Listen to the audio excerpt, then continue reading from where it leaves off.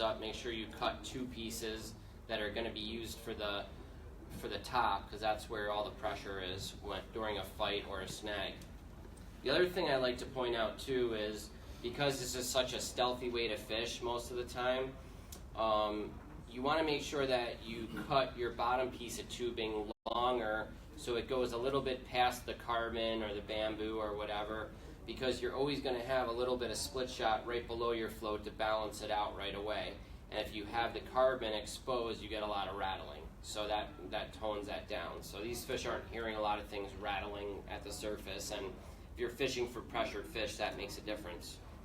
All right, so what I was describing is, if the current's going in this direction, when you're drifting your float, okay, you putting pressure on your float as your reel's spinning, you're kind of feathering that reel as it's going round and round, you're able to get the bait, it should be moving just like this, okay? You can, by putting more pressure on the spool as it's spinning, you're able to now get more of this horizontal presentation like this. So, you know, if you're fishing a 5-foot hole and you're rigged at 5 foot, and then at the back of the hole dips down to 3 foot, just by putting more pressure, you're able to fish the top of the hole to the bottom of the hole very effectively, just by putting more pressure on your reel. So, you know, and like I was saying, as far as the drifting goes, you could do the exact same thing with a baitcaster, but the downside to a baitcaster is it's really hard to cast these really tiny floats. Like, this is a 4.8 gram, which is the majority size we're going to use on small to medium sized tributaries. Once you get up to like the Cattaraugus, or you get to the Genesee, the Salmon River, the Niagara, then you want to start bumping it up from there. But I typically like to pretty much stick with this same sort of like loafer shape, that's that sleeker design, that has that nice, it's got a nice taper, it's real thin, and a long bottom stem. And also, when I look for floats, I always want to find something that has a 2-tone color at the top. I always like to see some orange and some chartreuse. First thing in the morning, it's really hard to see, like right when the sun's coming up, it's really hard to see orange, and it's easy to see chartreuse. And then right before dark, it's really hard to see orange and easy to see chartreuse. So you try to find a float that has a 2-tone color to it. That really makes a lot of difference. So the benefit, like I said, you can pretty much do the same thing with a baitcaster that you could do with a Centerpin. And it's a baitcaster, if you can imagine, it's a free spooling spool on there. And how you engage that is you press your finger down on the spool, and that's how you trot with a baitcaster, is you just thumb the spool as it's going. And then when your bobber goes down, you just put your thumb down and set the hook. Okay, it's just like putting your finger down on the reel here and setting the hook. The problem with a baitcaster versus Centerpin is a Centerpin's really nice because you can cast in really close corners because the spool's so open. With a baitcaster, the rod is really doing the casting for you, where if you cast correctly with a Centerpin, the reel will do the casting for you. And casting correctly, I mean actually spinning the reel when you cast. So there's a couple different ways you could cast like that. There's a overhand Wallis cast that works like this, and you come down and you pull the line down, and that gets the reel spinning really fast. So the force of you pulling down on the spool gets this spinning fast. You could really fly that float super far out there. The other one is a crossbody Wallis cast, where you come across the body, do the exact same thing, and when you're pulling down on the line, you want to really stay at the bottom of the reel so it feeds out of your fingers and goes out that second guide. What I see a lot of guys like to do is it's just a habit from your whole life of casting other types of reels, is they grab the line, they go to cast it, and then they pull their hand away. And then what ends up happening is you get a big mess in the reel. You got to really train yourself to stay right below the reel the whole entire time. So yeah, with a baitcaster, what has to happen is, I use a baitcaster a lot for salmon fishing in the lower Niagara, float fishing and all that, and I use that specifically because, number one, I have the room to cast, and number two, I'm fishing for, you know, potentially a 35-pound chrome Chinook right out of Lake Ontario in really heavy-duty water. So I need something with a lot of drag, and it's a lot easier. I could do it with the Centerpin, but it's a heck of a lot easier with a baitcaster. So really, once you get good enough, Centerpin is more effective than a baitcaster because, like I said, you can cast in really close corners. I don't have to come behind me to be able to cast. It's kind of like the reason you use a spay rod is because you could keep everything in front of you, and that's the same thing with a Centerpin. When you go to cast a Centerpin, as long as you have that pendulum from the tip of your rod far enough from the tip of your rod down to your float, you can create this swing, which allows you to load the rod, and then once you have that swing, you load the rod and you time it where you pull down and kind of throw it out there. And it's really cool if you're coming across your body, you pretty much pick your target and you sit at the bottom of the reel and you're just kind of coming down and you're just placing, you just pull down real lightly and place the float wherever you want. So for anywhere like, the smaller creeks, 18 Mile, Canada Way, Oak Orchard, Burt Dam, Maxwell Creek, Irondequoit, any of those spots, all these casts are really easy to do. You're only trying to get out, 15, 20 foot at best. So super effective. Greg has his rod rigged up with a jig here. This is a super effective pattern. It's a pink and white. I mean, that's a classic in the steelhead fishing. And how he's got it rigged up is he's got enough, I guess this is probably a 16th ounce jig. So this is a 4.8 gram float. So he has some split shots, a bunch of split shots to balance out his float right when he casts. And then he's got the weight from the jig, obviously, so he doesn't have to worry about getting it down with his split shot because it's already going to get down there for him. But what he wants to do is you still want to make sure you spread some of your shot down your line. You don't need to do it. Your taper could be a lot slower going from the top of your float down closer to your swivel, like you can spread them out more. So if I was fishing a jig, what I'd want to do is I'd want to have, the majority of my weight still right underneath my float because that's what's going to load me up to be able to cast further. It's going to settle down really quick. And then what I would do is I would still put split shots tapered all the way down from my float all the way down to my swivel. And a lot of people say, hey, if the jig's going to get down there, isn't that good enough? Like, you could slide all your split shot right up under your float. And the answer is, yeah, you can get away with that. But what happens is you have a heavy spot here right underneath your float, and then you have a heavy spot right at the bottom. So when you go to cast, what's happening is this weight is fighting with this weight, and it's going to constantly want to wrap around the tip of your float when you cast it.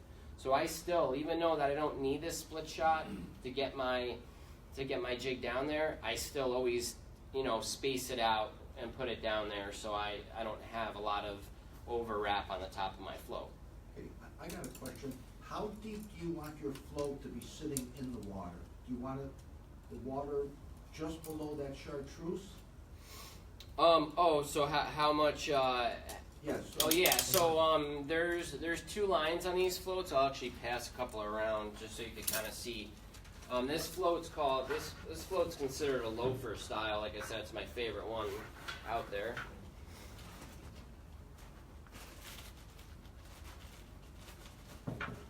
I'll pass these guys around here.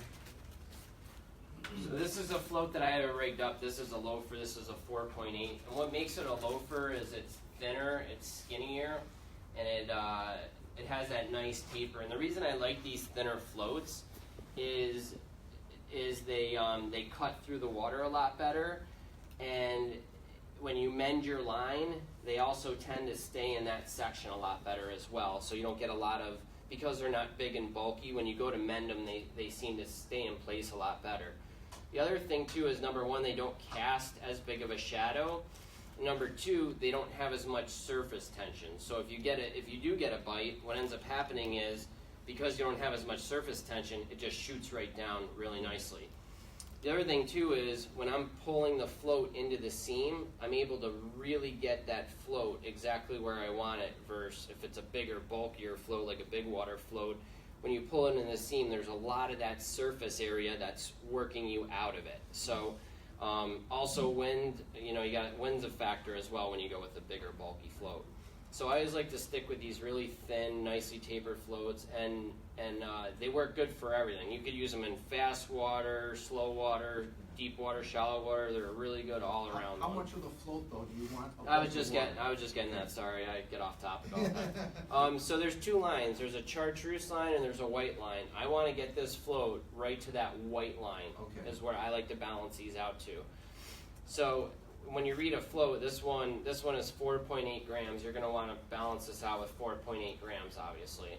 And if you're running a jig, you got to account for that extra, the jig weight too. So if you put, if the jig's a 1/16 of an ounce, you have to put on however many split shots minus the 1/16 of an ounce to give you where this is going to balance out perfect. So I'll pass these couple around. These are some loafer style floats. The other thing I want to talk to you guys about too is, there's a lot of different tubing on the market for float fishing. And definitely one of the best tubing out there is the blood run stuff by far. I mean, this stuff was actually developed for fishing. A lot of the tubing that you get out there, it's surgical tubing. It's real stiff. It comes apart real easy. You could break it. When you stretch it, it turns white. This stuff just goes back to its normal shape, and you don't get any of that cloudiness, which means it's real high quality. And it's also cool too because they make, one for the top, which is high vis, and then a clear one for the bottom, which is low vis. And it really is the best stuff on the market. We've been needing something like this in the float fishing industry for a little while now, so I'm glad we finally have it. What did I want to cover next with you guys? Any other questions you guys might have? Or you want me to start going through rigging or float styles or? Rigging is good. Okay. So I got, I actually want to talk to you guys about something pretty cool too. I was, a gentleman came over to my booth while I was here. I wanted to show you these. So I broke this rod. I cut everything down in case you guys want to see how I rigged up. I cut everything off and just left a blank rod here. And when you do that, at the end of the day, if you get a big, huge mess and everything and you're all tangled and you want to just cut your float and everything off and you're like, screw it. Well, instead of reeling your line through all the guides, they have these cool little bead snaps that, let me see if I can show you guys. I'll pass these around. But what's nice is you can just, it's kind of like a drop shot rig. You just kind of cinch that down on your line after you put it through the hook keeper, and it keeps it right there. It's really super cool. I just literally discovered these. They also, when you're rigging up a 13-foot rod, it gets to be a kind of a pain in the butt, and it's easy to miss the guides because there should be, on a 13-foot rod, there should be 13 guides plus one extra.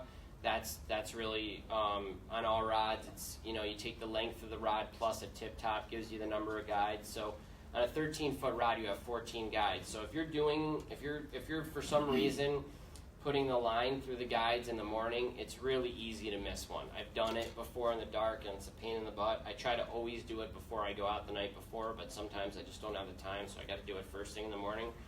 And they have a tool that allows you to thread your line up through, where if you happen to drop the line, you know how when you're threading your rod, when you drop the line, it sucks all the way back down to your reel, and you just want to pull your hair out. You're down to your 12th guide, and it slips out of your fingers and just goes all the way down. Well, this cool device, what it does is it helps you go through all your guides if you just pinch it in the bottom. And then if you do drop it, it just drops and sits right there at the bottom of the guide. So just something I just literally saw, and I kind of thought, I haven't tried them out on the field yet, but I rigged my rod up with one of them, and then I have one sitting on my rod now. So I wanted to pass these around so you guys could check them out. It is a cool product. Definitely something I'm going to be picking up for the show.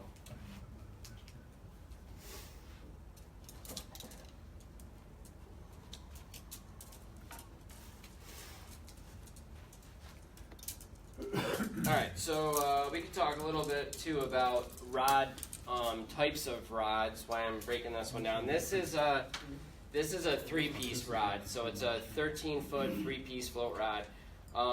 Back in like back to the early to maybe mid 2000s, there was a whole giant influx of 3-piece. Prior it was mostly all 2 pieces in the 90s. And then I started seeing more and more 3-piece rods as more companies started making them. It was mostly for shipping purposes because they were all coming from Canada or China or wherever. The problem with 3-pieces are odd sections and they're really difficult to get together. So unless you've been using one for a while, it's like you're constantly fumbling trying to get it set up. So I really suggest, to make your life easier, go with the 2-piece. To make your life even easier, go with the 4-piece, because a 4-piece breaks down as a 2-piece. If you ever want to break it down further, you could just break it down into a 4-piece and travel wherever you want, or keep it in the back of your car if you're going in kind of a sketchy neighborhood and you need to keep a backup there. So this rod here, I've actually, since I built this rod, I've never taken this rod apart into a 4-piece, but this is a 4-piece. And the way that they're making all the furls now, they don't have to build up tons and tons of graphite at the furls, which will give you that flat spot. They're able to weave the graphite now, and they're using such high quality modulus that they're able to use really thin graphite at the furls to give you a really effective nice rod, so you won't have any flat spots or breaking issues there. So guys, I hear a lot of guys, it's still in my shop all the time, well, oh my god, the more sections, the worse the rod is, and that's just not true. I mean, nowadays, the graphite technology is so amazing that I like to get all even section rods. All 4-piece is really the way to go. Blood Run had a really great rod. We're just getting ready to do another run of them. He's got a 13-foot 4-piece. It's built on the same blank as this. It's rated 6 to 12 pound. It's a really great all-around rod. I'll pass this one around. You guys can kind of check it out. And then he's also got an 11-6 rod, which is sliding rings. And all his rods right now, they come with sliding rings. And the benefit to you guys for a sliding ring versus a reel seat is, number one, depending on what reel you're using, you're able to put that reel anywhere on the rod to get your optimal balance, because when you're holding a 13-foot rod all day, if you don't have the reel balanced exactly where you want it, it's a lot of fatigue holding it up all day long. So actually, center pinning when you do it, or even using a spinning rod or a baitcaster, balances everything. You want to actually use something a little bit heavier because you have that 13-foot long of graphite and guides. You need something a little bit heavier to bring the rod up, so the weight of the reel is doing a lot of the work for you. So this is a 3-piece, and the reason I hate 3-pieces is this exact reason I'm having here. It's hard to, you're kind of always fumbling with it and everything like that. A 4-piece is super easy to get together.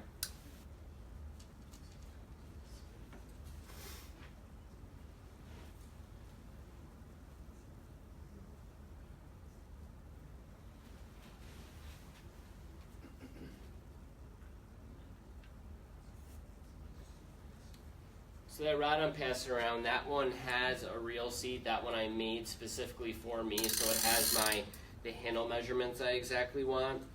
When I'm looking for a float rod, what I want to do is I want to make sure that I'm able to hold the reel and get the rod to go right to the back of my elbow, okay? And what that allows me to do is that allows me to get the maximum amount of leverage when I'm fighting the fish.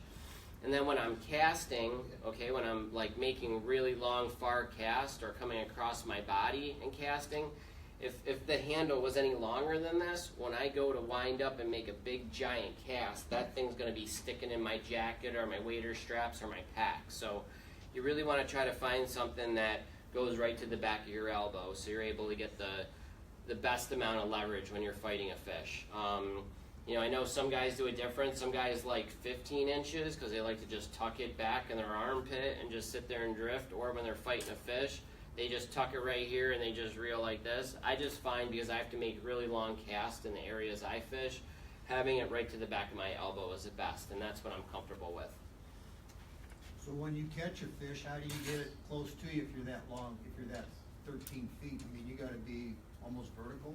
No, when you're catching, these rods, the way that they're designed is they're meant to be fast action at the tip. So if your bobber is really far away and your float goes down, you don't need to use a lot of energy to get that hook in the fish. It's just literally, nowadays with the graphite that's out, it's literally, you're just lifting up. It's just a snap of the wrist and you're into the fish. I mean, when you bring it to you. When you Yeah, get I'm landing, getting into that. Yeah. Okay. So the way that the rods are designed is that they're faster in the tip. They're kind of a moderate action in the middle, moderate to slow action, and a lot of times they have a lot of backbone in the bottom. And that's for two reasons. So you want the fast tip for hook sets, and then you want the slower action in the middle for using lighter leaders. So if you set the hook and you got a 4-pound leader on, you want to make sure that it's flimsy enough and spongy enough that it can support that 4-pound leader. And then you need to make sure at the bottom end you have enough reserve power that you're able to turn a big fish if he starts running. So because these rods have that flimsy section, what you're able to do is, I don't bring a net with me or anything like that no matter where I go, unless it's some sort of drop off where I gotta scoop them up. But you pretty much what you do is you reel them up and you just kind of pull the fish in and you just keep reeling and you kind of just back up towards the shore and you just kind of bring them up and beach them. And then once you beach the fish, you take your finger off the spool, let a little bit of line on, or turn your clicker out, pull a couple cranks out, and then just go down and unhook the fish and let them go. Really, really pretty simple. So with the sliding rings, like if you're gonna buy your first float rod, sliding rings are really nice because number one, you're not gonna know the perfect balance of your reel.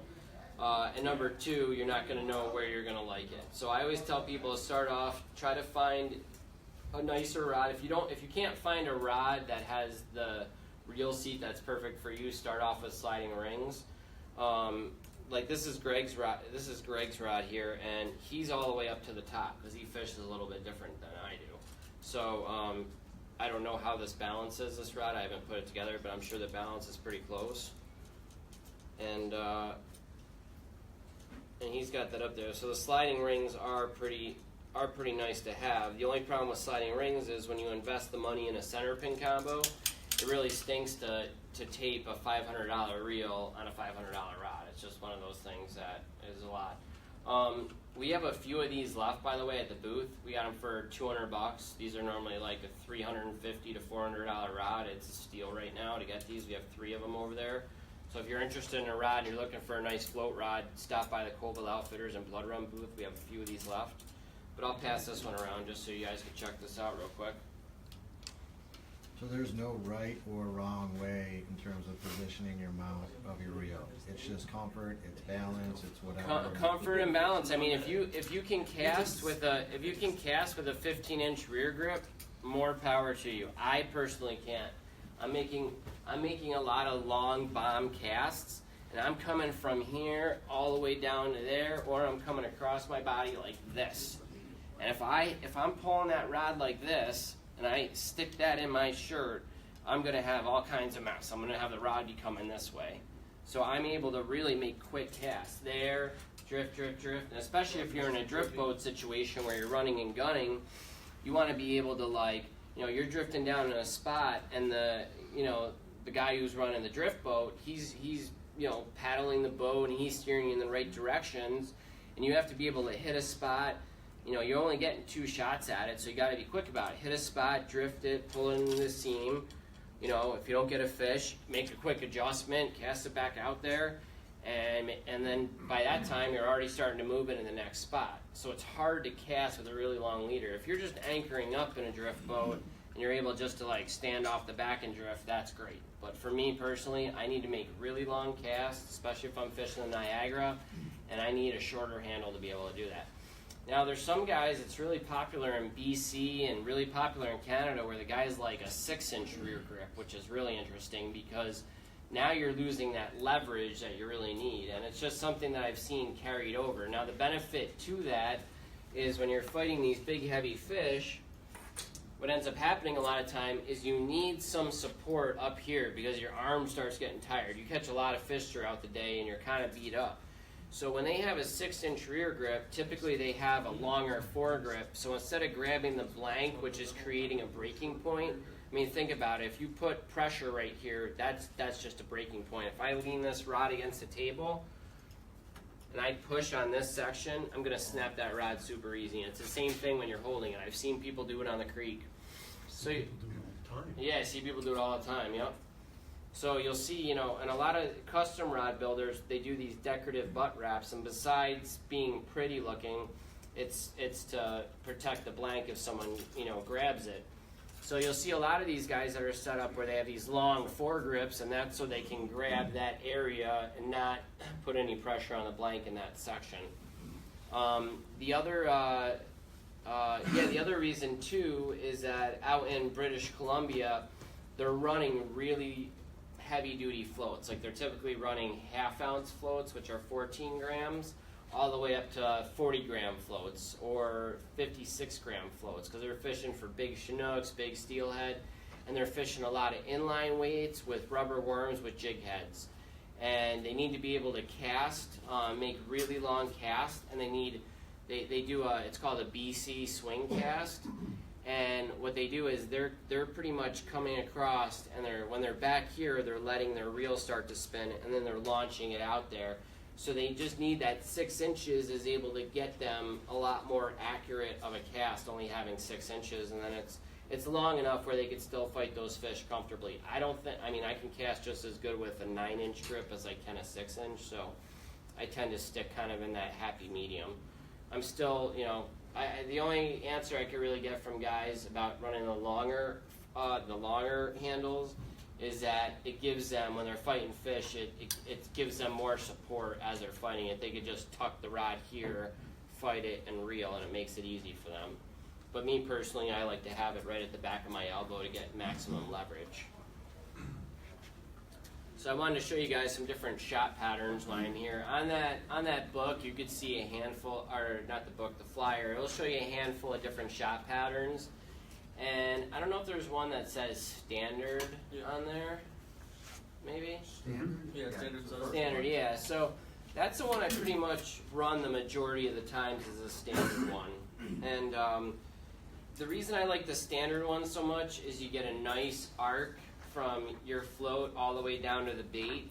And, you know, by just slowing down that float, you can get your bait to do so many different things and cover so much different water.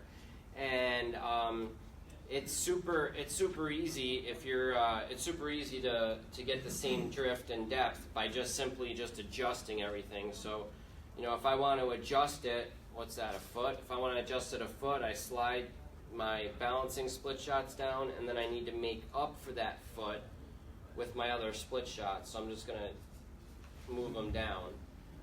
Now, what I want to tell you guys too is when you're rigging up your rods, one of the things that I notice is that guys crimp on all their split shots and they tie their swivel on and they're ready to go. But what I always like to do when I'm first rigging up is I like to, I put my float on first, I crimp all my split shot on, and the split shot you want to use for float fishing is you want to make sure you use the non-eared split shot and nice soft lead so you're able to slide it up and down your line easy enough, but not so soft that it's going to constantly fall against each other or come off when you're casting. So try to find lead split shot, kind of a happy medium, not too hard, not too soft. Blood Run probably makes the best split shot out right now. There's a couple other companies. Shore Shot makes a good one. The thing you want to stay away from is eared split shot. Little removable split shot with the ears is like your enemy. Number one, when you're holding your float back in the current, those ears are just causing everything to spin. So you're getting massive amounts of line twist, number one, and your bait presentation is also not looking as natural. So so I always like to crimp on all my split shot in a certain area, and then what I like to do is I like to slide my float up, and I like to move all my split shot up my line and kind of fray up the line, because once you create like a little tube inside the split shot, they slide real nice and they stay in place for you. If one starts to not stay in place, just lightly crimp it a little bit and it'll still be movable. But once that gets that initial little cave or little tube inside the lead, it slides really nice and it's super easy to adjust. So you can get all your different shot patterns that's on that sheet there very, very quickly and very easily if you're able to slide it around. There's a lot of people that talk about shot lines and you talk about putting split shot on your fluorocarbon and all that good stuff. The only time I can see using a shot line is going to be effective is if you're fishing in a situation where you're using a slip float, where you're able to use a long piece of fluorocarbon with some tapered split shots away from your inline sinker, and then another piece of leader. So you're what was the point of that? What was I just talking about? Sorry, I lost my train of thought. Like the sinker lines. Oh yeah, split. Yeah. Okay, got it. Shot lines. Okay, so the shot. So that is for that reason, I could see a shot line being really effective if you're going to do that. And I'll kind of draw that out for you really quick so you know what I'm talking about. But the reason I'm talking about shot line is I hear a lot of guys, what they do is they want to save themselves a bunch of time, so they'll make if this is a 6 gram float, they'll make 6 grams of a tapered shot line that's all ready to go, and they have a swivel right below their float, so they just tie that tapered shot line there, and then they have a swivel at the bottom where they tie their fluoro leader on. And I don't like that rate whatsoever, because if you have a shot line that's already tied to your main line, what ends up happening is if you want to slide your float up to fish 10 foot, now all your split shots still in that 3 foot section or whatever. You're kind of limited. Now you're never able to get a good balance to your float. It's going to kind of drift really funky the whole time. I always really by being able to weight your float properly and put some balancing shot, you're really able to get this really beautiful natural arc that's going to give you the best possible presentation. The other thing too is the more stuff you add into your rig, the more swivels, the more stuff you add. When you snag up and break off, the more stuff you're losing. It's a real headache. And I really like to, as simple as it is, if you're good at casting and you don't need to have extra swivels added into your whole section, because side casters like to add extra swivels in there because it takes out some of the twist of side casting. So if you're getting into center pinning, make sure you learn the correct way on how to cast. But me personally, I like to put all my split shot right on my shot line. And the line I like to run 15-pound blood run. It's a floating mono. And the reason I like running that is because it's very easy to mend. The shot slides really nice up and down it. Super duper durable. And it's kind of weird, but it comes in a lot of cool colors. And it's great line, great customer service. They're a really good company to work with. I really like to stress to people, when you're running a certain brand line, try to run with the same brand leader. So if I'm running 15-pound fluorocarbon 15-pound mainline from Blood Run, I'm able to, fish 5, 6, 7, 8-pound leader confidently that I'm not going to break my mainline. If I switch brands and I go to a Drennan or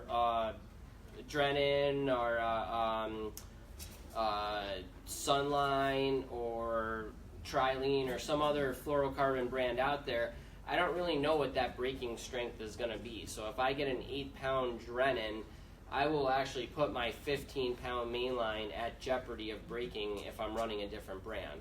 So I really like to stick with the same brand I'm running.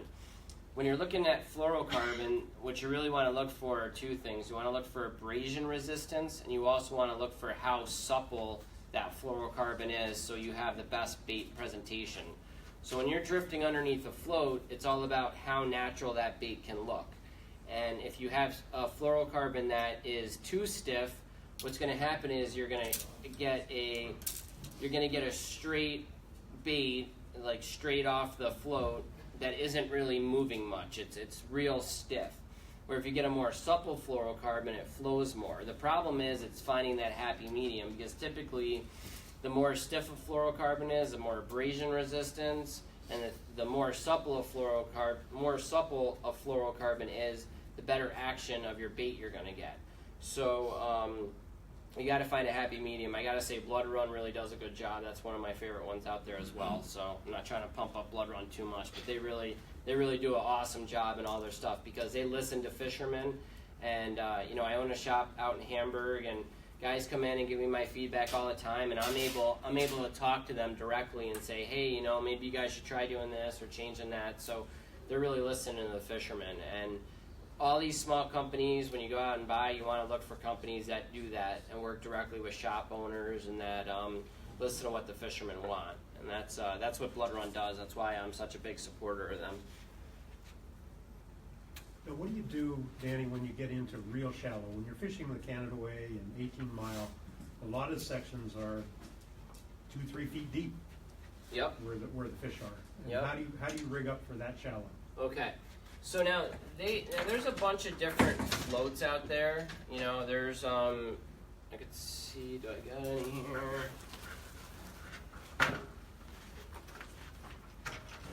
And the other cool thing about this method with that tubing is that you're able to change your floats really, really quick. So if you wanted to go to a more shallow riffle creek where they're spawning, or there's fish feeding behind a pair of spawning fish, and it's really shallow, gravelly, faster water, they make specific floats for that. You know, they're called like acorn floats or teardrop floats, and they're really skinny and short. I could kind of draw one for you guys.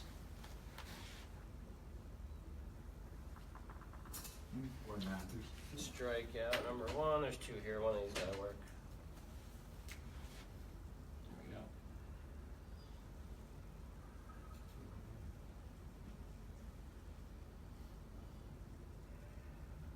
All right, so that would be an acorn or teardrop float, and the whole idea behind that is it doesn't go into the water real far. So if you're fishing 2-3 foot of water, that float doesn't go down very far. The problem with that is it's really only good for that type of water. If you're fishing in a slow hole with a lot of fish, what ends up happening is, I mean, they're typically a lot wider too, because when they're drifting in a run, when you're drifting in a run, a fast shoot, they're not really paying attention to what's going on the surface. They're paying attention on what's going on at the bottom. So they're spawning fish, they're reaction biting really quick. So, you know, you're just trying to get that float out there and just drift past them, so they're making a reaction bite. They have a lot less time to think about biting it when they're in faster water versus slow water, when they can come up and inspect it really good and decide if they want that offering or not. Where when you're fishing fast water, you can use a teardrop float like that, and you know, it doesn't take up, number one, it doesn't go really far in the water. It's high visibility, and you know, you can cast it out there and watch it go and kind of hold it back the same way. Me personally, I still like running the standard loafer shape, but this is a fast shallow float, our teardrop floats. Now, when you go that shallow, do you do everything? I do all the shot, and all the float, and everything on the everything on the fluorocarbon, or do you still try to put? No, I don't do anything on the fluorocarbon. I put a couple small shots on the fluorocarbon, and that's it. So I can rig this up for you exactly if I was going to run shallow. So let's say I came up to a spot, right, and this is how I was rigged up to fish a normal slow deep hole. Like, let's use like Basswood hole at 18 Mile, for example, a big slow deep run, and that's how I was rigged up. Now I go around the bend, and there's, you know, a little bit of gravel, some slate, and a tree laying in the water, and I see the fish are kind of working in and out from underneath that tree. There's some fish on some gravel, so I need to fish like, you know, 3 or 4 foot down. Right. So real simply, all I'm gonna do in this situation is I'm just going to adjust this down.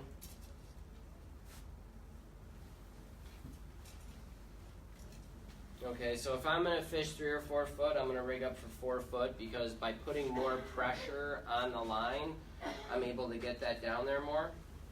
Or I'm able to, by putting more pressure, I'm able to bring my bait up more.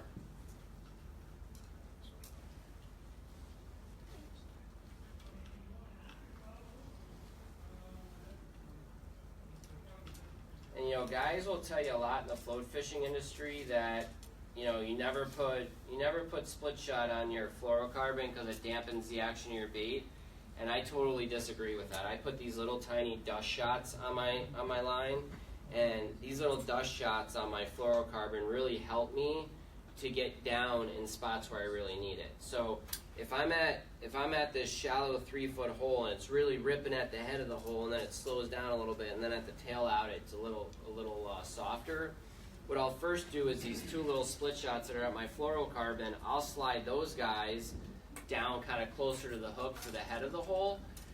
So when I drop my float in, it's getting down real quick, and then I'm kind of holding back a lot, and then I'm kind of letting that bait kind of do its thing down there.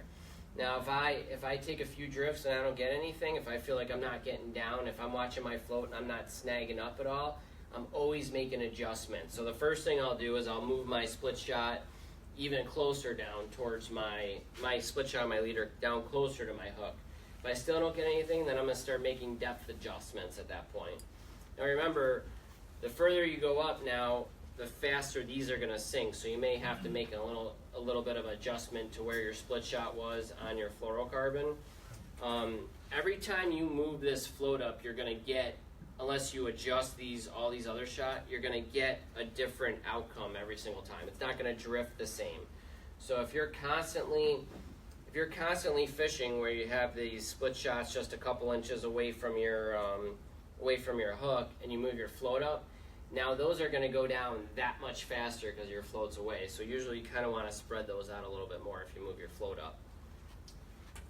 So my next position, if I didn't get any fish, is I would move my float up a little bit, and I would leave all this split shot still close to my swivel. So now what's going to happen is I'm going to cast.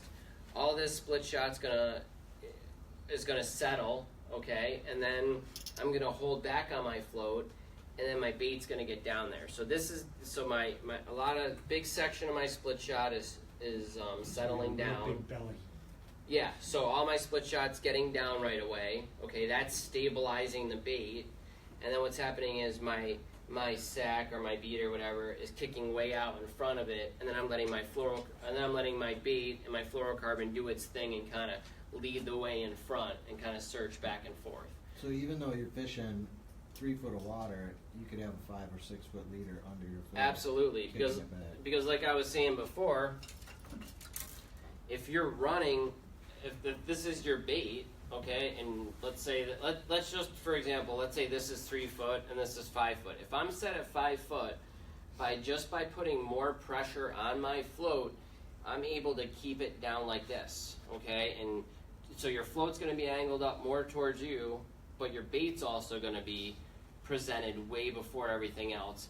And just by watching your float, it's telling you everything what's going on under the water. So if you're watching your float and your float does this real quick, it's angled up towards you, and your float's like this and then it shoots down, that's a fish, okay?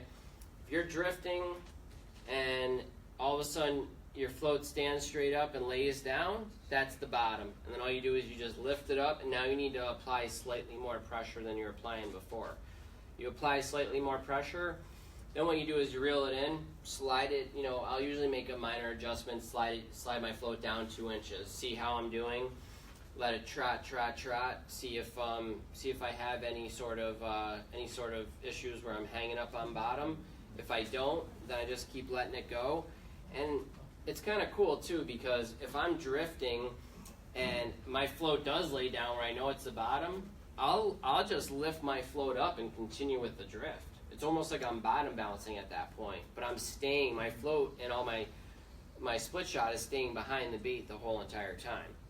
So that's really how I fish shallow water, and it's super duper effective. So if you're doing heavy checking like that, would that loafer style float still be better than like an acorn style? Is that acorn? Yes. The acorn, that is just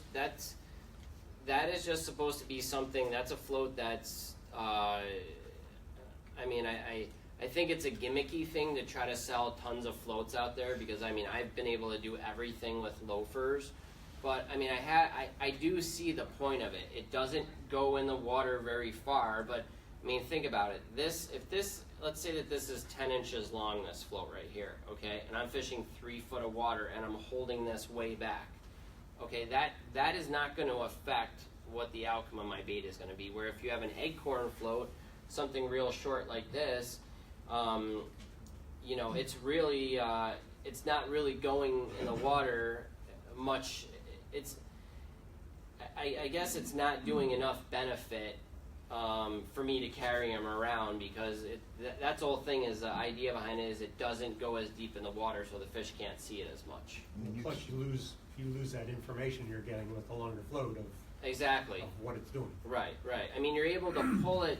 You know, I've seen the guys work them before, and you know, they cast them across the current, and they kind of pull it into the fast water, and they kind of just let it cruise through real fast.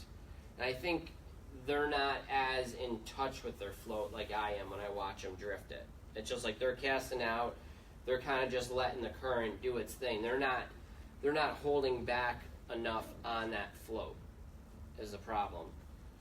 Okay. So how much of a drift would you, I mean, or to control your float, I mean, like, if you were standing in the center of the bulletin board there, would you throw to like that end and then drift all the way through to the end here? I mean, without it, you know what I'm saying? Because you're trying to control that float. yeah, I never fish anything above me. If the current's going this way, I'll never cast above me unless I'm in a crazy situation where it's so crowded and there's one little spot I could get into and I need to like hit that certain area where I need to pull it into a seam that's ahead of me because I'm stuck. Then I'll do it. There's been a few times in my life that's happened, but I always try to stand up from where I want to fish. And then what I like to do is I like to cast past my target, pull it into where I want it, and then start my drift like that. And because really, the whole idea is to present your bait first. You can't present your bait first if the float is above you. You know, you can't get into this whole idea where the bottom bouncing or fly fishing where you're taking your fly and you're coming back and you're casting above you. That's giving it time to settle, so by the time it gets there, then you mend your line and you strip a little bit and start your swing. This doesn't work like that. This is automatically, everything is getting down there pretty quick. So what I typically do is, you know, I'll stand above where I want to fish, cast down to where I want to be, and then pull it into the seam that I want to fish, into the slot, and then I take it from there. That's the way I get the best results. So you'd be like in the middle of the board there, so you're throwing to the middle and then letting it drift, like, you're not letting it float very far down the river then. I'll let it float as far as I could possibly let it float. Like I have, I've drifted. I've started in shallow water. If I know I'm going to drift to the end of the hole, if I could possibly do it, what I'll do is I'll start shallow. But I shouldn't say I'll start deep. I'll put more pressure, and as I get closer in the hole, I'll put less pressure. So that's why that reel is so beneficial, because you can just let it go and you can control it. The more pressure you put on that reel, the higher your bait is in the water column. Well, what I'm saying is you can let the line off of that reel a lot easier than you could a spinning reel or a casting. Absolutely. With a spinning reel, you're constantly flipping the bail over, and your float's bobbling. Right. You know, a lot of times your float's going to be drifting downriver like this, which means you're dragging your bait behind it. I see what's going on. So if you flip it around, so you're fishing from straight across and then just letting it cruise down the river. You can't see it no more. Exactly. Oh, wow, I was with okay. this gentleman. We were on 18 Mile. He was standing above me. He was fishing this one seam. He was getting a few fish, and I walked down below him.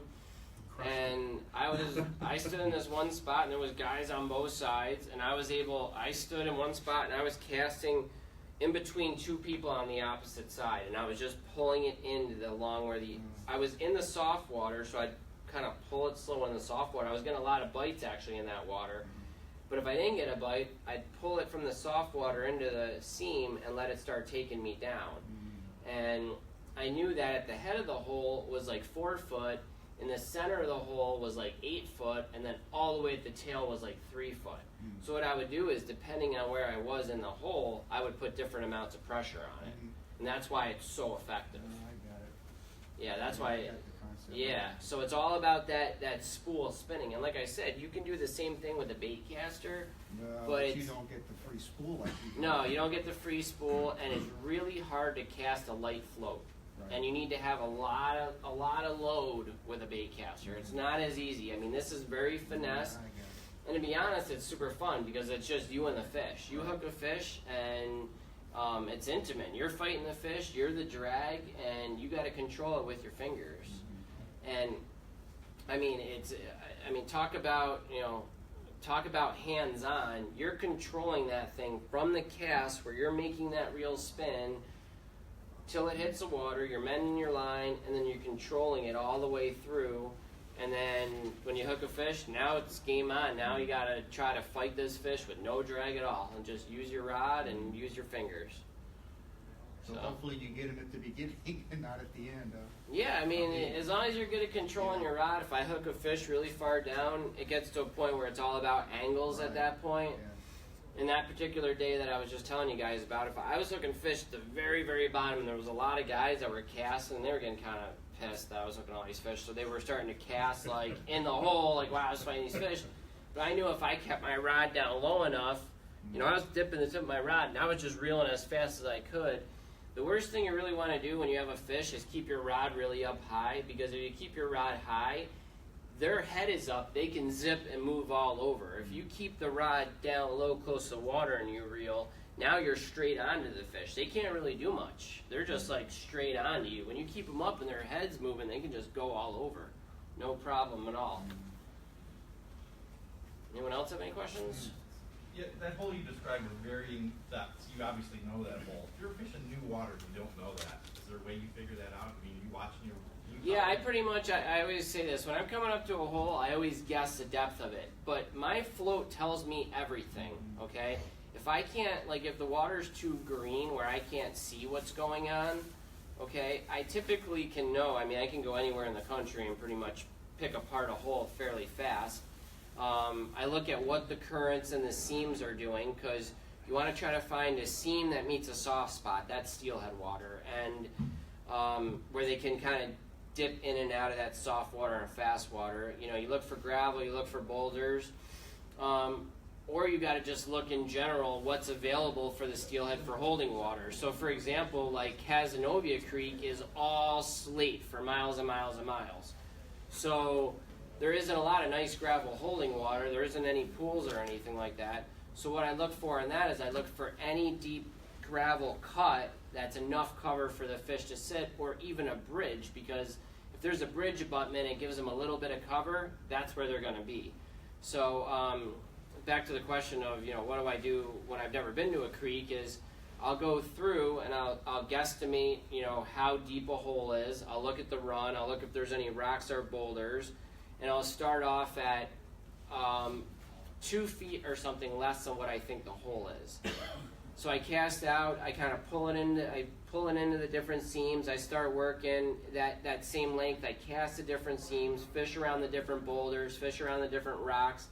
If I don't get snagged up or get a bite or anything like that, then it's time to make an adjustment, okay?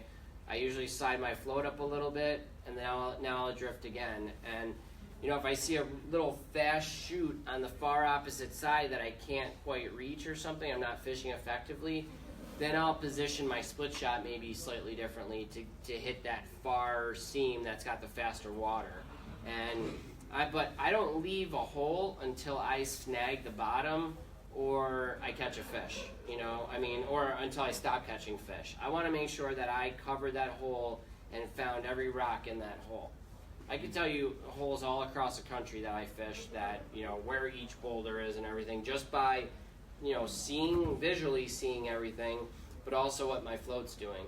And, a lot of times if there isn't spawning fish, and let's say the water's completely blown out, you have no idea what that structure is, I pretty much, I kind of try to stand in the water as much as I can and drift it, and I just kind of watch what my float's doing. If I cast down, right away my float's going under, well, I know I'm too deep, I got to slide that down. I just keep going down and down until I find a good depth, and then I'll know, okay, well, that's only that's only a foot deep. I got to go on to the next spot. So That's every what I time do. you move your float, you got to make a shot, I guess. yes, if you want the presentation to be the same as you had it. So for example, if you want that same arc and you adjust your float up a foot, you have to adjust all those other shots a couple inches to make up for that foot increase, or you're not going to have that same exact arc. If you just slide your float up with your balancing shot, what ends up happening is now you have a different arc. Now instead of this, you have this. You get what I'm saying? Would you ever, let's say you made the determination you gotta fish deeper. Yep. And you slide your float up. Could you ever make a case for putting on a larger float and adding more shot? Because you're fishing deeper and you want to get your presentation down quicker? Or would you still stay with the same size float shot and just make the adjustment to what you have? Yeah, I would just, I'd stay with the same size float. What I would do is I would just slide more weight closer to my barrel swivel is what I would do. Or take the dust shot that's on my leader and move those closer as well. To the hook, to the bait. So, I mean, I'll kind of show you guys real quick. Like, if this is my standard shot pattern here,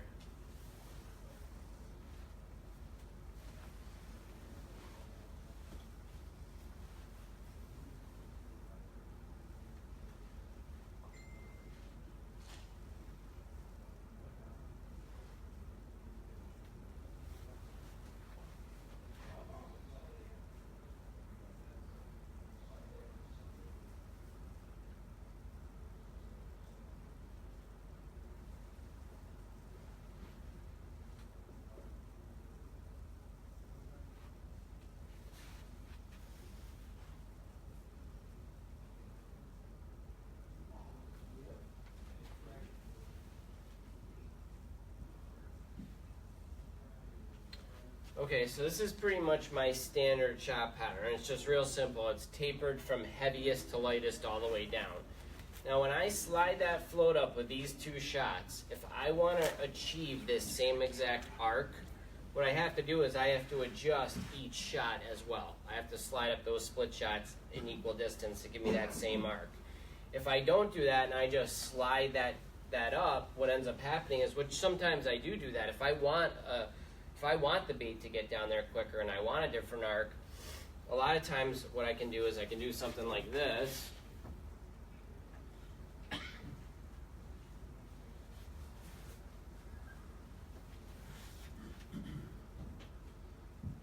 I move my phone up.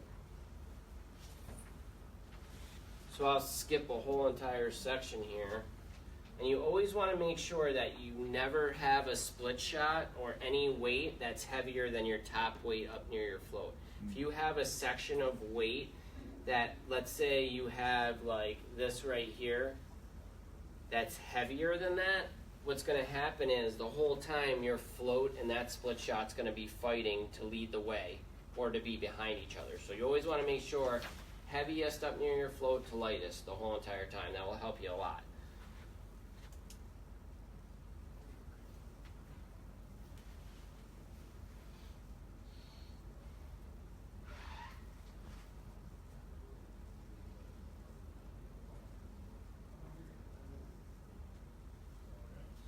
Say you're fishing the Niagara, you got deeper, faster water. Are you going to be doing a pattern like that with the lighter stuff at the bottom, or are you going to put the larger split shot towards the bottom? Or Okay, so I guess it depends. Like if you're talking steelhead or salmon, like if I'm fishing salmon, I'm using a slip float because typically I'm going to be using skein, and I need a heavy enough weight to get that skein down there to balance out, to get the skein down there to keep it down, and then I need some sort of split shot pattern off of that inline weight, so that the skein presents itself really far away from that inline sinker. That's my goal. I want to keep that skein far enough away so it still does the same thing and leads the way down the river. So typically what I'll do is, if I'm fishing a 21 gram float, I'll fish like a ½ ounce inline weight, and then I'll make up 7 grams of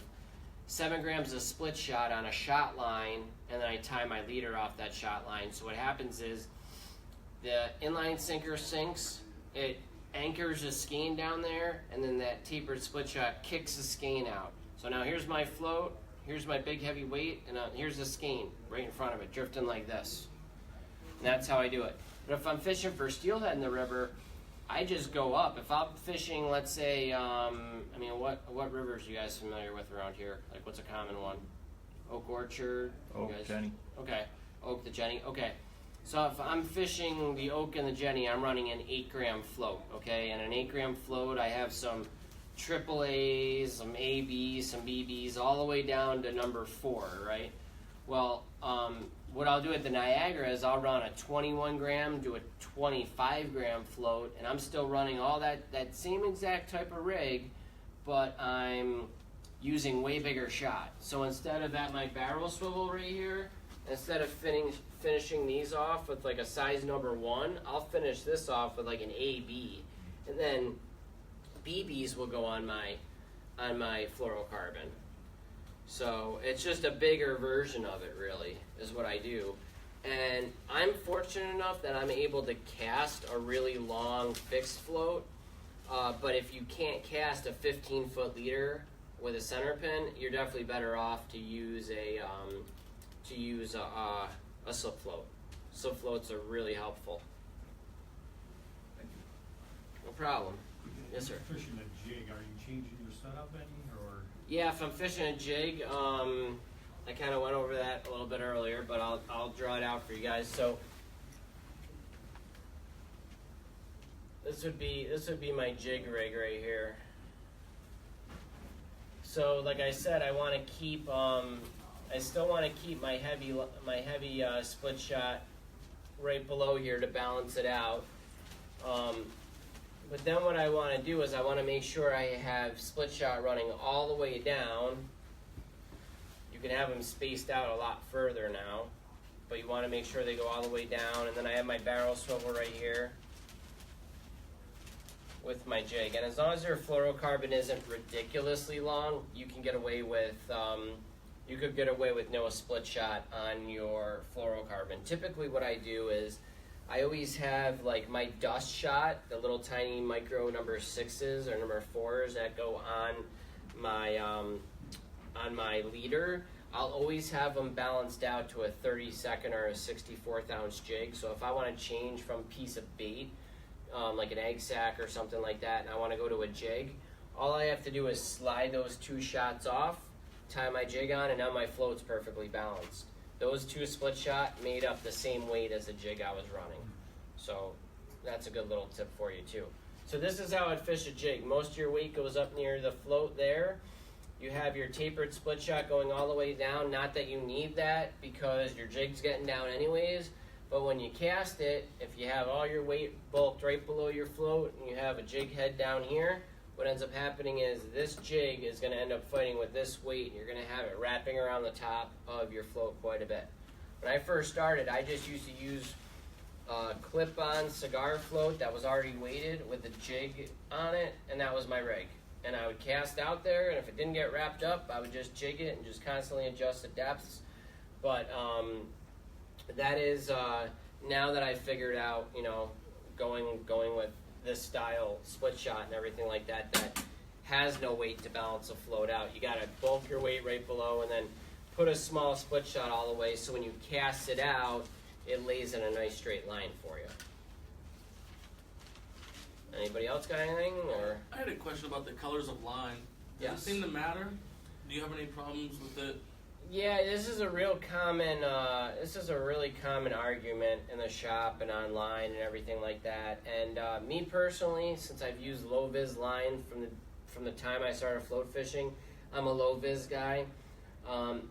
I sell a lot of high vis line in my shop. I think if you're a line company that specializes in float fishing, they sell more. High vis is more popular in the steelhead community than low vis, and I don't know why that is, to be honest with you. Because if you're watching your float, why do you need to see where your line is unless you're in an area with a lot of people that need to? If you're in synchronized drifting where there's people in the same hole and the first guy casts and the second guy casts and the third guy casts, and there's guys across there, then you kind of know whose line is what. You know, that kind of helps you. Another argument that I heard is that it's just easier to see when you're tying up. You know, some older gentlemen I have in my store, they're like, you know, I try to put the split shots on when I'm out there, and it's just hard to see that clear line. I don't have that issue. I can see it. It's no problem for me. I can clip it on there. So I like low vis stuff. I was kind of like, you know, when people would come in the store, I would always let people pick out whatever they wanted. I would say, what color do you want to go with? You know, I wouldn't steer them in a wrong direction, and I wouldn't give them my input. And they would put it on. I'd put it on their reel, or they'd pick it out. I'd put it on their reel for them. And I took a guy to the mouth of an Erie tributary, and it was real slow water, and it was in the springtime.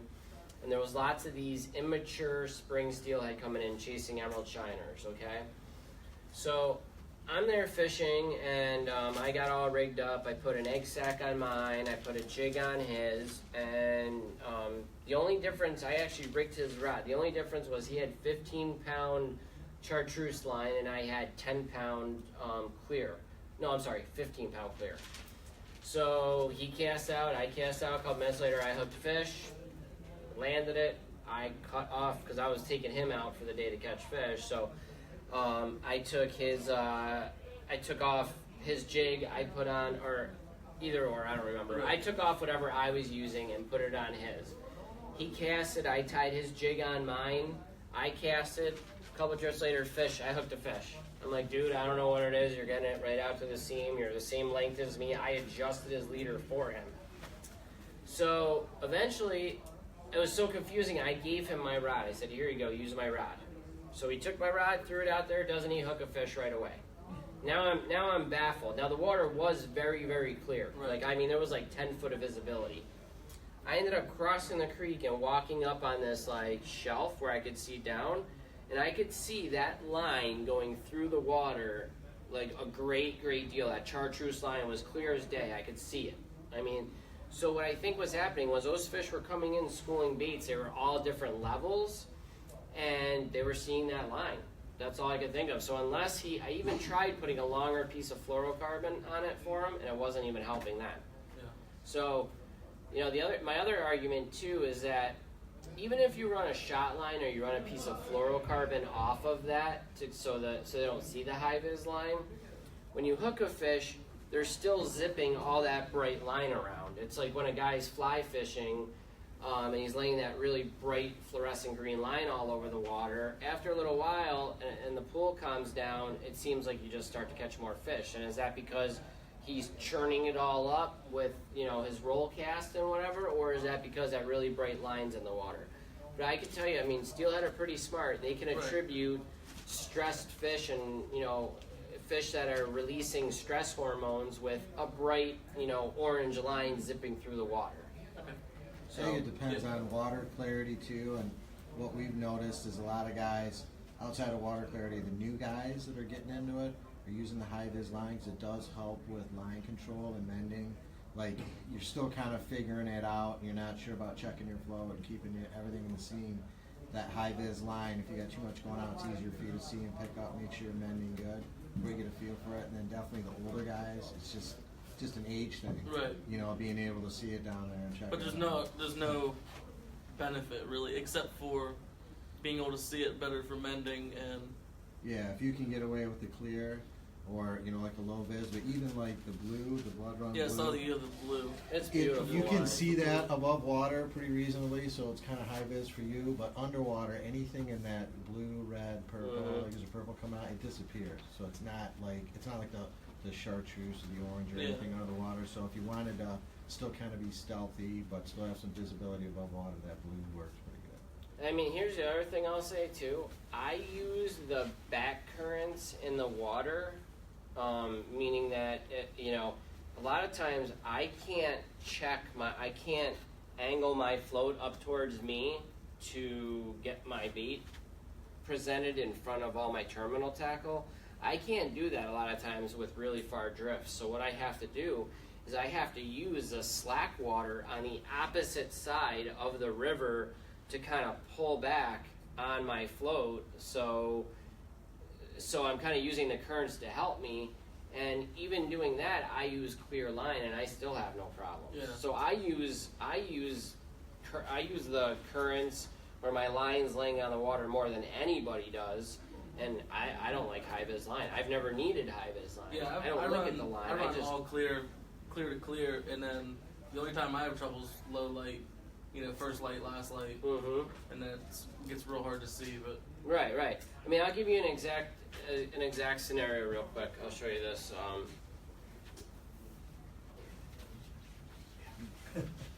There is one here. Oh, there is. All right, whatever. I know the guy who owns a shop, so I get free shirts. All right, so what would be the best for you guys? All right, so all right, so if this is the main current seam right here, and there's slack water over here, it's all the slack water, and there's slack water here.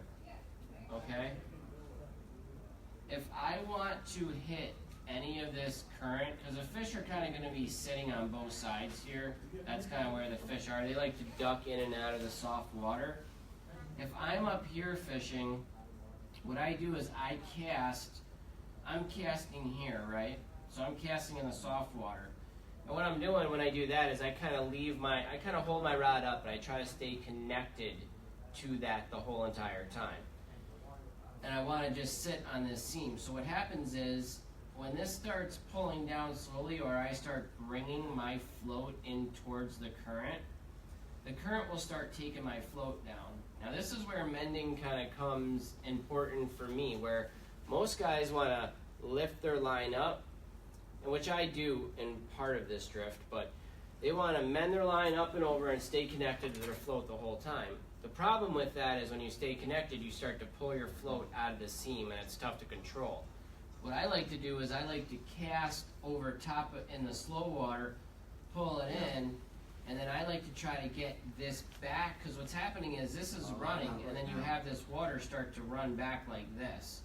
So as my float's running, I lay my line in this slack water to allow my bobber to angle up towards me. Like that's what I try to do. So I use that back channel. I use that back channel just to be able to have my float angled up towards me and the bait presented to me first. So what I'll do is, let's say I get down to here and I'm still got this. Now I got this big giant piece of slack line that's in there.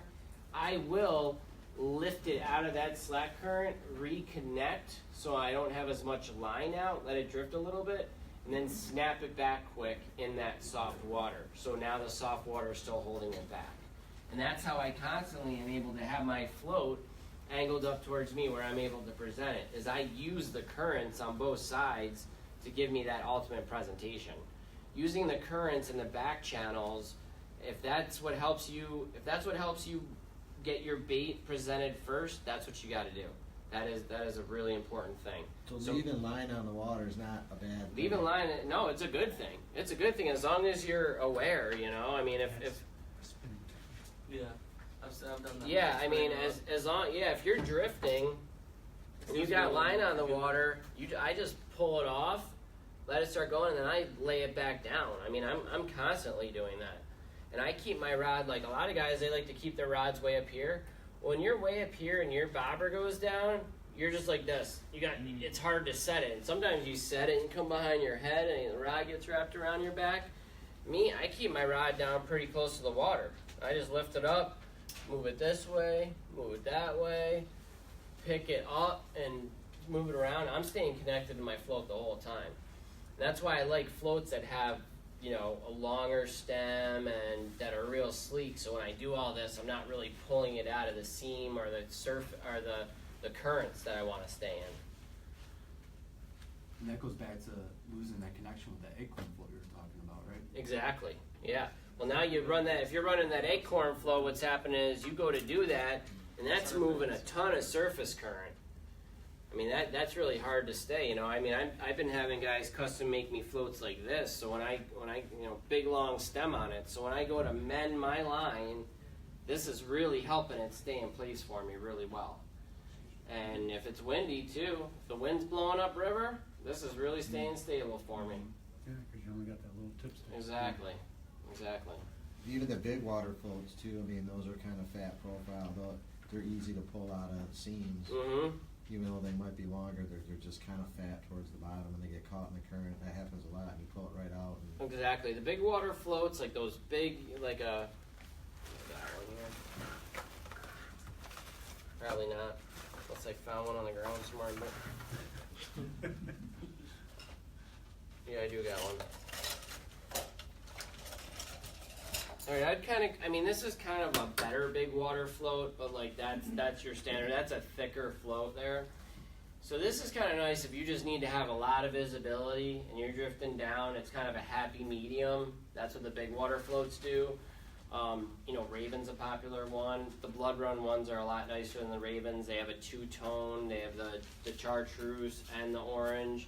They have a nicer finish, and they come in different colors, camo, some cooler stuff. But you know, if you need to cover a ton of water where there's a lot of really aggressive fish, the big waters will do all right for you. But I'm a big fan of the loafers. The problem with the loafers is it's hard to find anything over 8 grams, and it's hard to find anything over 8 grams that you could actually see. You know, prior to using some custom floats and stuff, I mean, this was my standard float, was a dry-on loafer. The problem is you have to see that little tiny tip super duper far, and that little tip is hard. That's hard to see. That's like a fingernail. It's like looking at a fingernail drifting all the way towards the end of a hole. It's just a tough float for visibility wise. So I had some custom ones made. Blood Run and I were working on coming out with a line of some really nice floats, hopefully up to 11 to 15 grams. Everything in between, you know, 4 up to 15 grams we should have, and that'll really help everybody out. But I'm a big fan of just, you know, really slim floats. Like that's like an ideal float for me. Slim, two colors. I got the chartreuse at the top, orange in the middle, chartreuse at the bottom, and you know, real durable finish. You know, that's what you look for. Plastics, another big thing. If you guys are a big fan of plastic floats, when you get them, there's 2 different types. There's injection molded plastic and blow molded plastic. Always want to get the injection molded plastic, and it's really easy to tell. You walk up to them and you squeeze them right in the bag. If they bust or they feel like they're going to crack, bad float. You know, you want an injection molded one. So if you squeeze that, you kind of feel. And that's very durable. That means you set the hook and it hits a rock, it's not doing nothing. You could see a lot of the like the Sheffields that are out there. It's a injection molded float that's fused together, and sometimes you get them out of the package and they just come apart. So you really get what you pay for. And balsa's nice because you can hit it off walls, you can beat it up, and they still work really well. They really do. And they have a lot of different shapes and sizes and colors and everything else. They're neat. Another kind of cool float, this is a Crystal Avon, and that's got that real long stem. So this is great for really windy conditions. I also really like this float if I'm in a situation where I'm casting directly upriver from me. Okay, so if I'm fishing at a waterfall or a dam and I need to cast upriver, this float really allows me to stay very connected to the tip of it. So what I want to do in that situation is I want to try to have a lot of slack at the bottom, and like, you know, do my taper, a slow taper, and cut a longer piece of fluorocarbon with no shot. So when I cast it out there, I'm just keeping tight with this, and I'm just letting that bead or egg sac be as natural as possible. Because it's really tough to control anything when you're just reeling it directly at you and just trying to stay tight to it. It's a really difficult thing to do. You can try to get creative and try to, you know, kind of throw your line out into a side current where it can start pulling in a certain direction. But I've tried all different stuff, and it's really difficult to do it.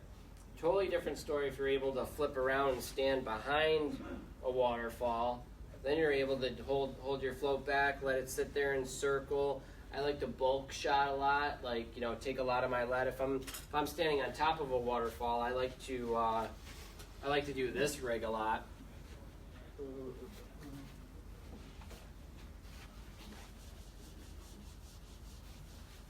And when you're on top of a waterfall with upwellings, like steelhead are not a big fan. They're not big fans of upwellings. Like steelhead, like nice soft water. Well, depending on the time of year, nice soft water with some gravel or some boulders and some fast water somewhere, and they like cover. You know, that's what they want. So, in the odd case where they're in a waterfall and they're kind of staged there, the best way to do them is like this. I got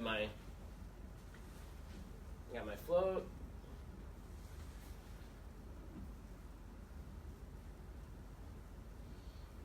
And then what I like to do is I like to balance it out.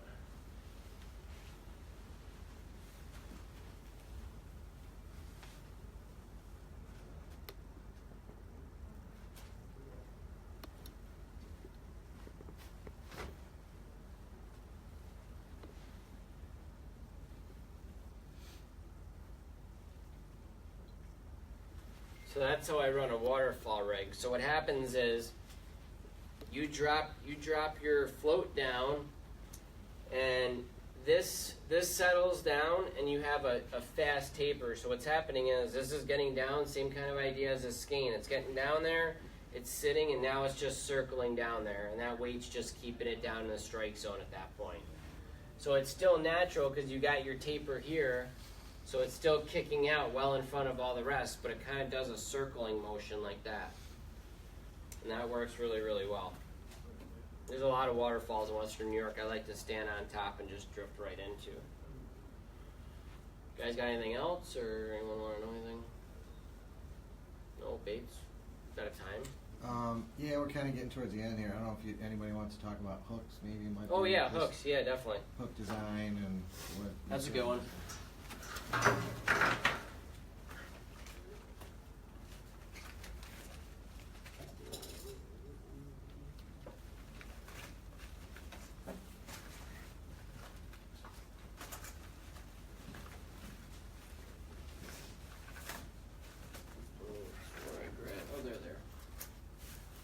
I also wanted to show you guys too, this company, they are out of,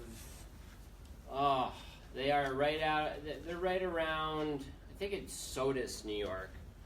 And I wanted to pass these around. These are like unbelievable. If you're looking for an extra bait that is not eggs to use, something really good besides marabou jigs, this company, Death Row, they are phenomenal. They make unbelievable products.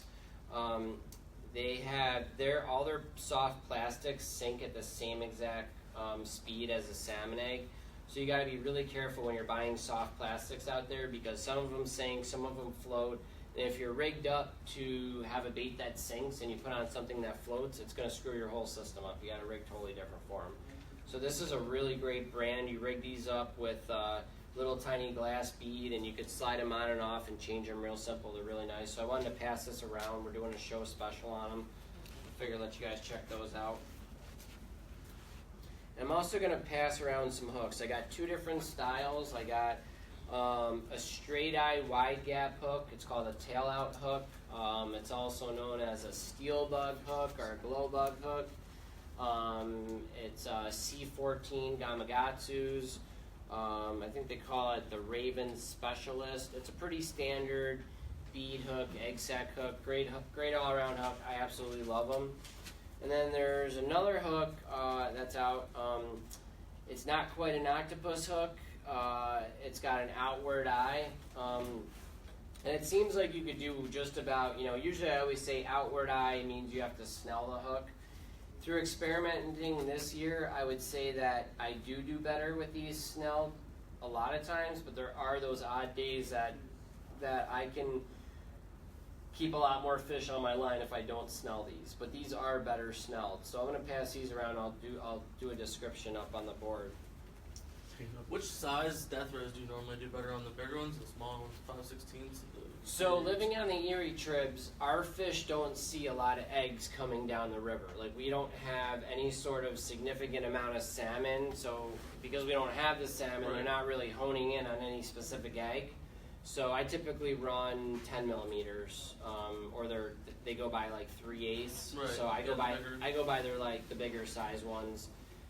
Unless I get into a situation where there's a big, huge pot of steelhead spawning in the Cattaraugus, and I walk up in like, late November, early December when the creek isn't blown out, and I see a big pot of steelhead dropping eggs and digging reds out, I'll just I'll use one of the smaller ones because I'm trying to match a hatch, right? So I'm going to an 8mm, and I'll just drift behind that pod of spawning steelhead. There's always other steelhead behind there just waiting, really fresh ones or dropbacks feeding.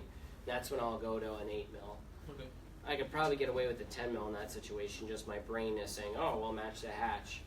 But yeah, since we don't have salmon in Lake Erie like we should, we pretty much all run 10s out there, even up to 12s with some of the other companies, like in the Cattaraugus and stuff. We like the 12mm soft beads. And when I go to Lake Ontario, I'll go all the way down to a 6mm soft plastic egg. So unfortunately, Death Row doesn't have one. Clear Drift has a soft plastic egg. The problem with clear drifts is they float. On some circumstances, that's a great thing. When they float, then you got a bait for bottom bouncers and float fishermen, which is really cool. My problem with it is that it's kind of getting away from the program that I use a lot, so it's tough for me. But I'll tell you what, I've been at Burt Dam and Oak Orchard when the browns are in there, and I just use like a light yellow one with a little red glass bead in the center, and the 6mm is all they'll touch. You run an 8mm, you won't get a bite. You put a 6mm out there, every drift. And that, fishing Oak Orchard and Burt Dam, I've learned so much about not only colors, but definitely egg size. Because these fish are not only like, zoning in on, matching the hatch, but they're zoning into the way that an egg pushes water. Okay, so if it's totally blown out and the fish can't see anything, they're still feeding because they're looking for the cup that's coming down around an egg. And they're looking for those. If it's a little tiny 6mm egg or an 8mm egg, it's producing a certain size cup. That's what they're zoned into. That's what they're feeding on. You put a bigger one out there, and it seems like they stray away from it. And I was at Burt Dam the one time, and I was fishing it, and the water was muddy as can be. And I was trying to run. I figured, got to run a 10mm. It's dirty, I put some scent on it. I'm drifting, nothing. My buddy comes down with an 8mm bead. Boom, fish right away. Like, oh man, I gotta try that. Put on an 8mm bead, boom, fish right away. So I reeled the fish in. It was like one of those domestic steelheads that they call, the fall running steelhead, the rainbows. That fish was puking up so many brown trout eggs and salmon eggs, and nothing was a 10mm size. They were all like 8s, and that was all I could think of is in dirty water, they're honing in on something that they can see the exact same cup shape of what they're feeding on. And I've heard it for years and years, fly fishermen tell me, this is my fly choice because of the way it pushes water. And I could fish dirty water with this fly because it pushes water this certain way. And that's the best way. You get a cup around certain different types of bait. And that's why I think it works better in, the smaller works better in Ontario and the bigger works better in Erie. Unless you're fishing somewhere like the Jenny. The Jenny I've done really good on 10mm beads there. Oh, hooks. Oh, yeah. Okay. So anyways, yeah, the two different style hooks that I like is you got, there's the outward eye hook, which is a Skein hook, and then there's a straight eye hook.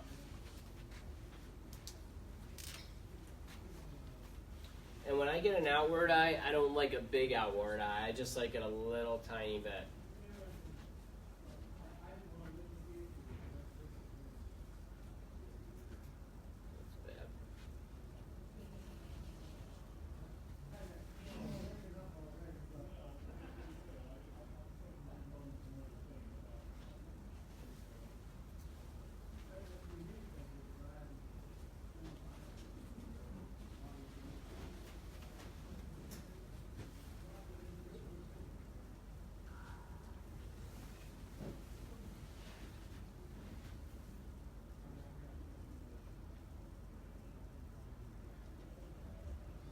All right, so there's two different hooks here, and this one's still jacked to keep.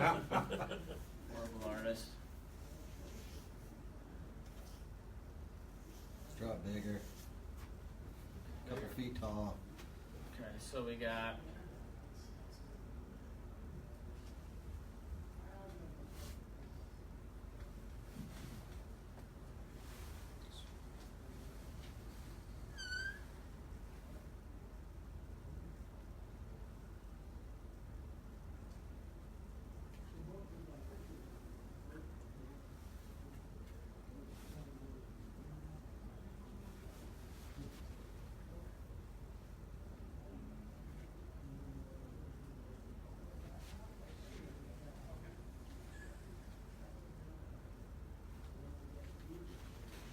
Alright, so you got this is the Skein hook I was passing around, and then this is their straight eye wide gap, which is the tail out hook. And they kind of have their own place. I experimented a lot with this hook this year. It was pretty incredible. I was fishing a lot of bait on them. They seem like they're a better bait hook than bead hook by far, because it just seems like when a fish grabs that and you have this snelled, because you really want to snell these over tying them, like tying a clinch knot or something.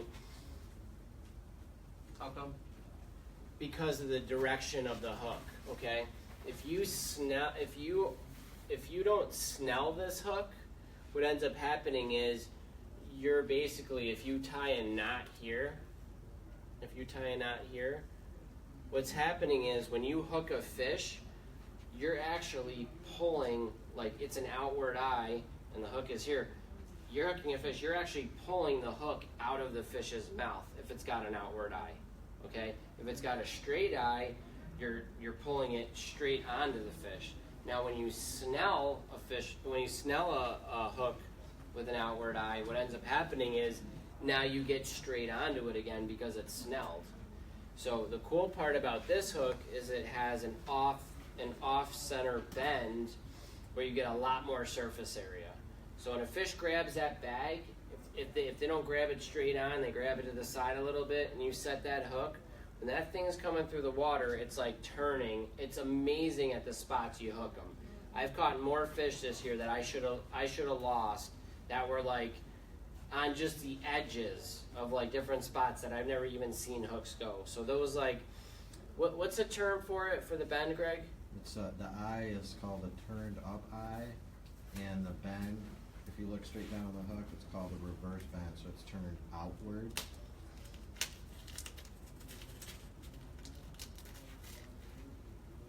So if you notice on that hook, you see how it's curved?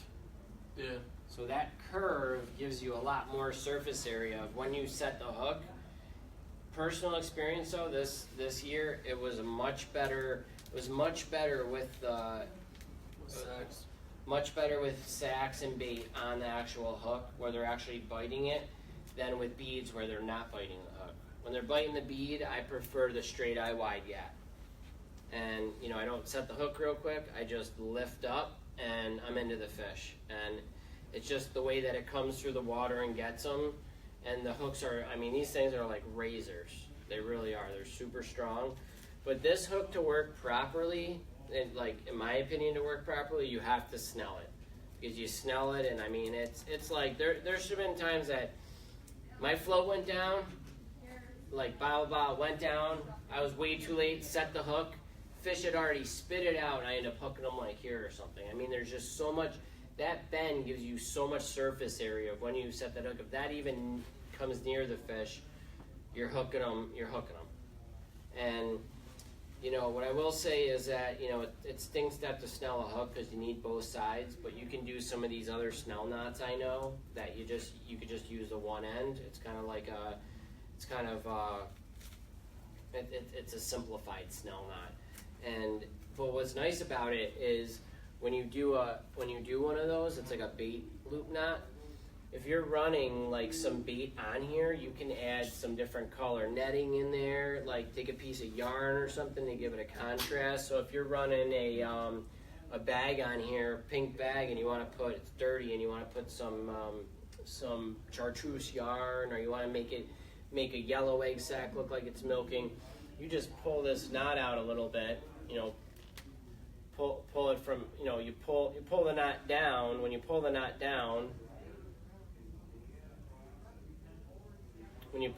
down, here, what happens is this gives you an area of the hook that's blank where the line's coming down around your hook. What you do is you pull this out and that gives you like a loop. And then what you do is you add whatever your yarn or whatever you're using in there. And then what you could do is you can even use that as a skein loop knot. You could hook your skein here, slide this down, pull that around, and wrap your skein around it too. So if you skein fish, I don't know if you do it I do it for salmon, but it's really effective. But those are great hooks. I just like the straight eye wide gap so much because when I'm running my fluorocarbon at the barrel swivel, I'm running 7 to 10 twists or like 8 to 11 twists, and then down at my hook I'm running like 7 or 8 twists. So I'm gonna break off quicker as long as my knots are seated properly and I took my time tying them and not one didn't get hotter than another. In theory, the one with more twists and wraps will break after the one with less. So if I'm snagged on the bottom and I'm jerking, and I finally pop, what's going to happen is I end up saving my hook and the whole. I end up saving my whole piece of fluorocarbon doing that, which is nice because good fluorocarbon isn't cheap. I will say you get what you pay for because you buy a cheaper fluorocarbon. The worst stuff I've seen is that Seagar STS stuff, and I tried it one year. I said, I'm bringing a bunch of friends out. I'll just grab the cheap stuff. Well, after every single fish, I had to change their leader. Okay, I put a piece of blood run on it. 6 fish later, then I have to change their leader. So if you're getting 6 times the amount of use out of it, and it's double the price, Yeah. it's more than worth it. Right. It really is. So, you get what you pay for in this industry, and you definitely want to support the guys who are doing it for the love of it, and listening to the fishermen that are out there to produce the stuff. Anybody got anything else? How are we looking on time? We're good? All right, guys. Well, thank you so much for coming. I really appreciate it. Coming tomorrow, I got a big one in the ballroom, and I'm going to be doing casting and all that stuff. So if there's anything you want to see, and come by the booth. I got all the cool eggs and the great blood run hooks and leader and all that stuff. So thank you so much. Appreciate it. Thank you.